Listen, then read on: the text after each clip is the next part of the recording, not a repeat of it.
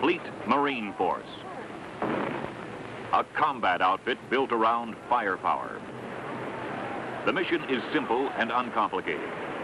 To be ready at all times to seize and defend real estate.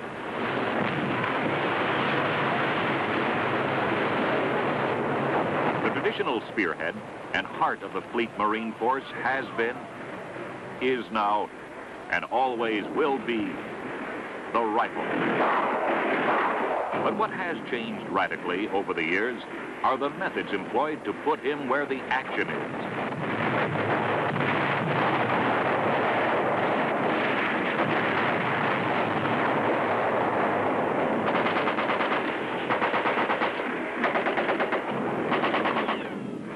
To keep him supplied.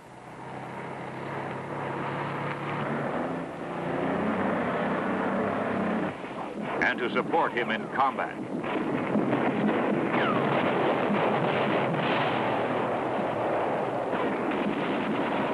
One of the most effective ways this is being done today is through the efforts of Marine Aviation, indispensable members of the modern combat team. Through them, the Marine on the beach, the Marine in the jungle receives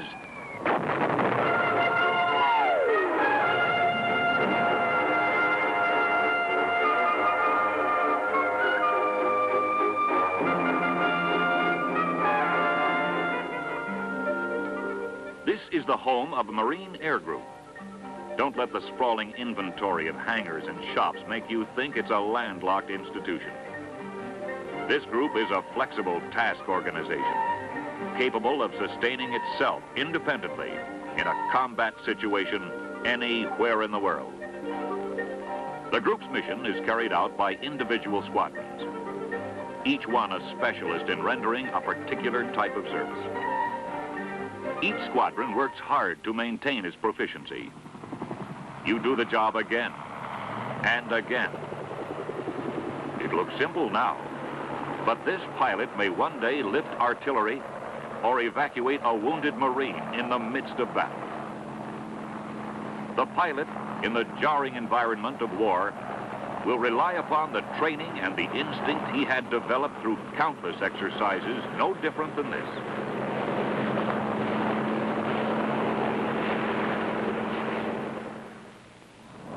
For the air group to be ready to do its job, whenever assigned, it had to be designed with a high degree of built-in mobility. Mobility means portability. You take with you the gear you need to do the job. And that includes such items of hardware as this field arresting gear, a key component in the prefabricated airfields that precede, sometimes by only hours, the air groups that will use them. These Marines who serve with the group's airbase squadron know full well that it takes more than planes and pilots to provide air support. Someone must undertake the necessary but often unglamorous jobs of putting the planes in the air and getting them back down again. Equally important to the air group's mission are these Marines, serving in the darkness of the Tactical Air Operations Center. Electronically, they follow the pilot into battle. They may be separated by miles of sky and jungle, but they are continuously linked by radio and radar. Together, they form a tightly coordinated fighting team. Also following the pilot into battle are the skill and experience of the Marines who practice today's very sophisticated art of keeping planes in the air. The days of baling wire and canvas patches have been relegated to the archives. Today's maintenance man is a specialist, requiring a high degree of proficiency to keep these complex machines always on the go. Some Marine squadrons specialize in air-to-air refueling. This KC-130 Hercules is an airborne tanker setting out to rendezvous with a formation of thirsty jets.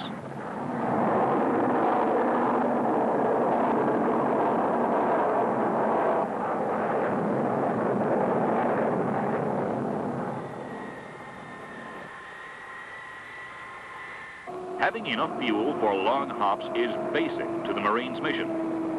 He threads a needle at 220 knots. It's an understatement to say this evolution requires a fine degree of control, matched by an adequate supply of cool nerve. So they learn, they practice, they maintain themselves, and they keep alert. But what does it all lead up to? It could be this, an island that must be seized from a well-entrenched enemy. This task assignment will draw upon every diversified talent in the air group. These helicopter pilots are professionals. It took 18 months of concentrated schooling before they could assume the responsibility of a chair in the squadron's ready room. Jobs like this island will teach them the team concept. For whatever their specialty, choppers, fighters, all-weather attack, they must learn to work together, not but with the rifleman on the ground. The first minutes of a thoroughly planned timetable for an assault tick off. The first phase of airborne support is softening up the enemy before the troops hit the soil. This is a job for the Skyhawks, experts in low-level pinpoint attacks, using a variety of weapons. Heavy ordnance loads make it necessary for JATO, the portable pint-sized thrust that gives that extra push needed for takeoff.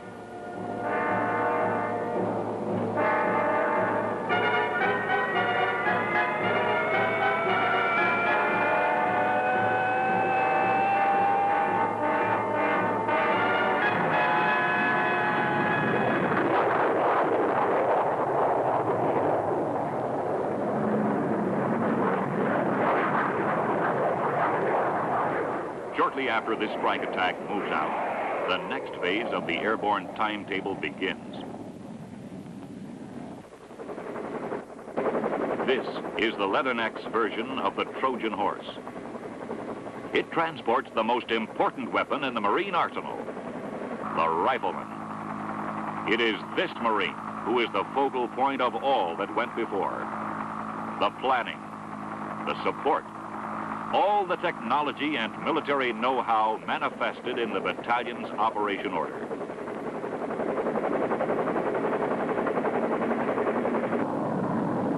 Meanwhile, the Skyhawks have arrived on station. They check in with the forward air controller for their mission. Little John 1-4, this is Blue 1 over Kahnawake at Angels 20, over. Blue 1, this is Little John 1-4. I have a priority target in the open. Chart Charlie Sierra. Coordinates 9, 6, 3, 4, 6, 7. They are north of me 1,000 yards. Request napalm, rockets, and bombs. Runs east to west. Over. Roger, Little John. Understand coordinates 963, 467. Runs east to west.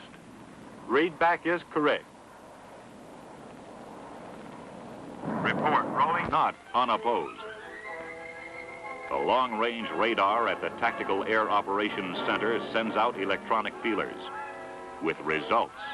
Seagrape, this is Punchbowl. I have a bogey for you.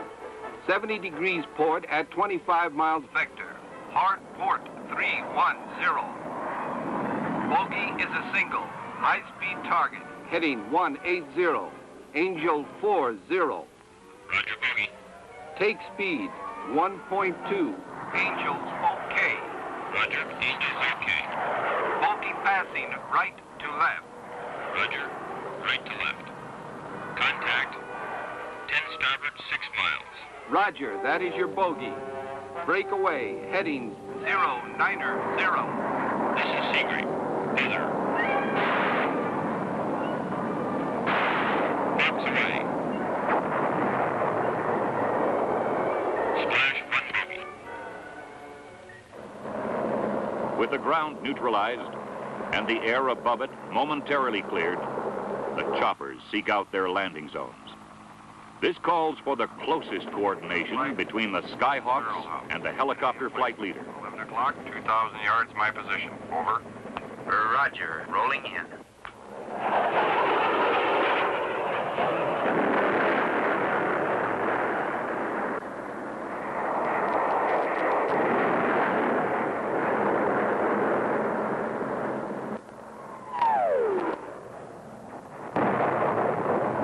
The first wave of troops land with minimum opposition.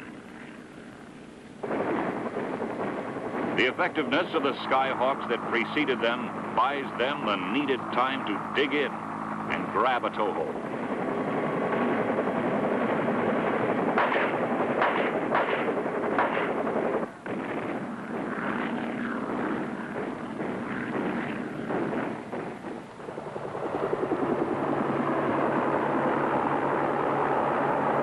By the time the second wave disembarks, enemy mortar positions have zeroed in. But it's too late now. The vertical assault phase has been completed. The Fleet Marine Force has landed.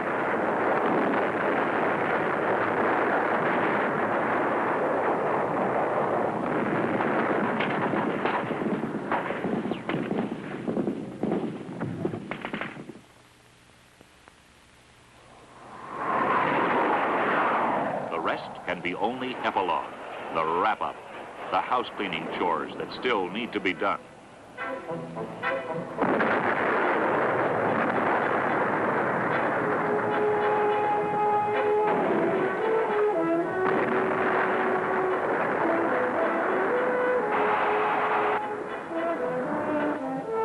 The Marines are on the beach, and as long as work remains, there will be Marines in the air. Close air support comes in many forms. Each piece of hardware is designed to take on a specific task. A smooth, professional performance comes from the merger of man and machine, the union of intensive training and advanced technology. Pilot and plane working together as a single unit.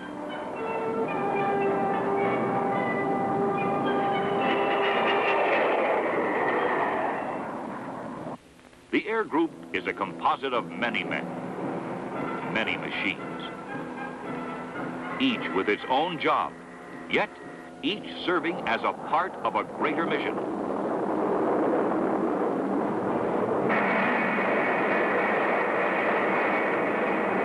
The accumulative result of their efforts is support from the sky. An essential, vital, and ever-expanding element of the United States Marine Corps.